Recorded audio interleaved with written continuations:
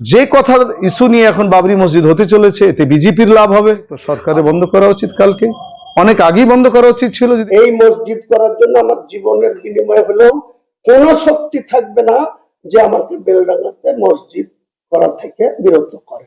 বিধায়ক হুমায়ুন কবির স্যার আমাদের জেলার টিএমসির একজন বিধায়ক, মাননীয়, এবং রাজনৈতিক তার অভিজ্ঞতা আছে, তার ক্ষমতা আছে, জনবলও আছে, জনপ্রিয়তাও আছে। তিনি বললেন, বেশ কিছুদিন থেকেই বলছেন যে মুর্শিদাবাদ জেলায় বাবরি মসজিদ নামে একটা বড় মসজিদ করব, নানা প্রকল্প সেখানে থাকবে। প্রথমে তার নেগেটিভ দিকটাতে আসি। এই ঘোষণার পর যত 6 ডিসেম্বর এগিয়ে আসছে, এক শ্রেণীর লোক একবারে রক্তিম চক্ষু হয়ে উঠেছেন। নাম্বার 1, যে হুমায়ুন কবির ঘোষণা দিয়েছে বাবরি মসজিদ করবো, তার মাথা কেটে নিতে হবে, মুন্ডপাত করতে হবে। যিনি করবেন তাকে 1 কোটি টাকা পুরস্কার দেওয়া হবে। অন্যান্য সাম্প্রদায়িক সংগঠনগুলি তারা বললেন, মুর্শিদাবাদে যদি এরকম হয়, তা আপনারা কি ভুলে গেছেন বাবরি মসজিদ আমরা কিভাবে ধ্বংস করেছি? আমাদের কর্মীরা গিয়ে মুর্শিদাবাদে আপনাদের মসজিদ গুড়িয়ে দিবে, ইত্যাদি ইত্যাদি।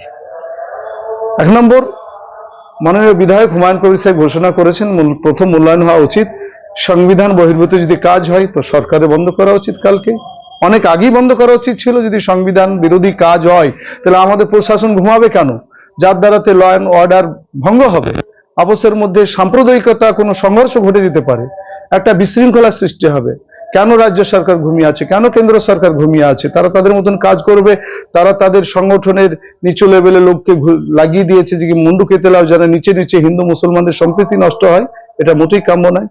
নাম্বার 2, দেখুন বাবরি মসজিদের রায় হয়ে গেছে।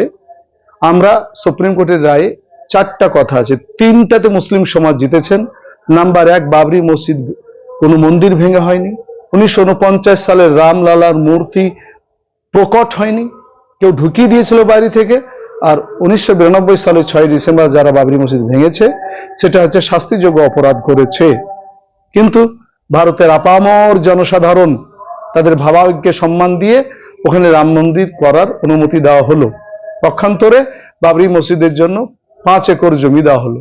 বাবরের নামটা ব্যবহার করা যদি এত বড়ই অসাংবিধানিক হয়, আবার সেই জায়গার পরিবর্তে সুপ্রিম কোর্ট কেন 5 একর অর্থাৎ 15 বিঘা জমি অ্যালট করলেন?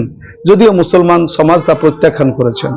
আমাদের বিশ্বাস, আল্লাহর মসজিদ যেখানে হয়ে যায়, সংবিধান বলছে liberty of thought, expression, believe, faith and warship, বিশ্বাস যে বাবরি মসজিদ যে নামে ছিল মসজিদ মসজিদই, সেখানে যাই কিছু হোক, আমরা ডুকরে ডুকরে কাঁদলেও মেনে নিয়েছি যে সুপ্রিম কোর্ট যখন রায় দিয়ে দিয়েছে, তা আমরা আর এখানে কোনো রকম রক্তপাত, হানাহানি, আমরা বাস পোড়ানো, টেম পোড়াতে যাইনি। কিন্তু বিশ্বাস আমাদের আছে, কারণ নদীর এপার ভাঙে ওপার গড়ে, আপনারা সকলেই জানেন। 400 বছর 450 বছর বাবরি থেকেছে, হতে পারে রাম মন্দির কিছুদিন থাকবে, আবার এই সরকারি এই সুপ্রিম কোর্টই রায় দিবে যে না এটা মসজিদ হওয়া দরকার। এটা আমরা ছেড়ে দিয়েছি মনের কাছে, আল্লাহর উপর ভরসা। আপনারা জানেন কাবা শরীফের ক্ষেত্রে এরকম সংকট এসেছিল। আব্রাহা বাদশাহ, আবু তালিব, নবী সাল্লাল্লাহু আলাইহি ওয়াসাল্লামের আপন আবু তালিব, আব্দুল মুত্তালিব দাদু, উপরওয়ালাকে বলেছিলেন তোমার এই ঘর আমি রক্ষা করতে পারবো না, তোমার ঘর তুমি দেখো। তিনি চলে গেছিলেন। আব্রাহা বাদশাহ কিভাবে ধ্বংস হয়েছে আপনারা জানেন। কাজী বাবরির মসজিদ প্রসঙ্গে আমাদের স্ট্যান্ড এই যে ঈমান, বিশ্বাস আমাদের মসজিদ হয়ে গেলে মসজিদই, বাকি সুপ্রিম কোর্ট বলেছে, সুপ্রিম কোর্টের রায় মাথায় রয়েছে, তারা তাদের মতন করে করছে, ওই নিয়ে আমরা ক্ষান্ত আছি, মনে কান্না থাকলেও। এবার আসি হুমায়ুন কবির সাহেবের উদ্দেশ্যে।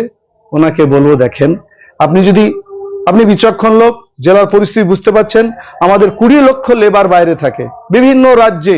আজ মুর্শিদাবাদ নামটাকে নেগেটিভ সেন্সে, আপনার কাজটা পজিটিভ হোক, নেগেটিভ সেন্সে তুলে দেওয়া হয়েছে।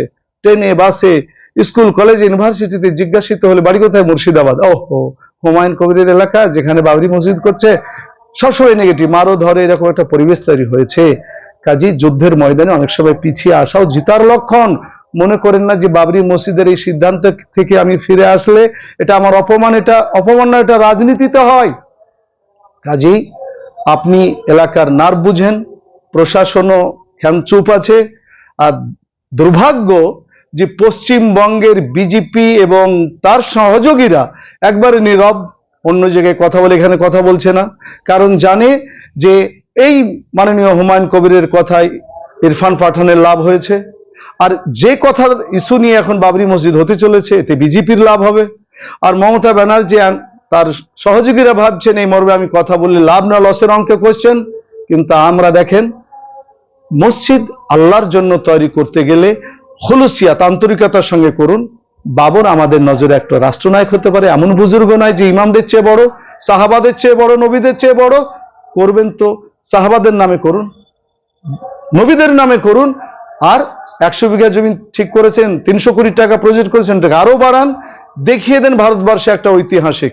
হ্যাঁ, প্যারালাল ভাবে কিছু হিন্দু ভাইদের সংগঠন বলছেন যে আমরা রাম মন্দির করব, ওয়েলকাম। আমরা যতই মসজিদ করব, আপনারা মুর্শিদাবাদ জেলা নিজেদের জায়গায় কিনো, নিজেদের জায়গায় দান করে হোক, একাদশ রাম মন্দির করুন। আসলে আমরা হিন্দু মুসলমান মিলেমিশে থাকি।